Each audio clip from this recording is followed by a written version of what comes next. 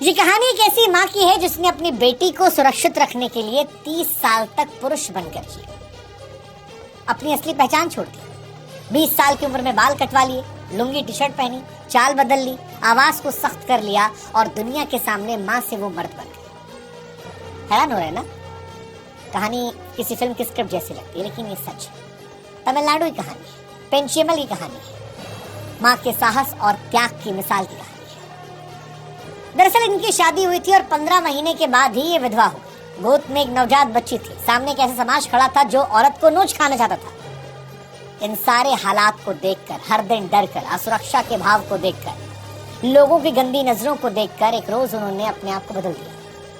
पेचियमल से वो मुत्थु बन गई। लुंगी टी शर्ट पहना, बाल कटवाए, चाल ढाल बदली और मुत्थु मास्टर बनकर मजदूरों से लेकर चाय की दुकान तक में काम किया। वो एक बेबस माँ नहीं थी, अब एक मजबूत पिता बन चुकी थी। जो उस वक्त की मांग थी, बेटी की जरूरत थी।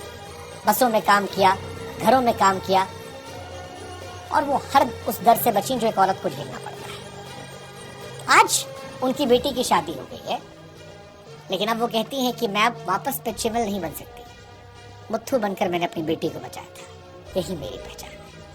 और शायद यही वजह है कि माँ को हम इतना महान कहते हैं, क्योंकि माँ अपनी औलाद को बचाने के लिए किसी हद तक जा सकती है। वो माँ से मर्द भी बन सकती है।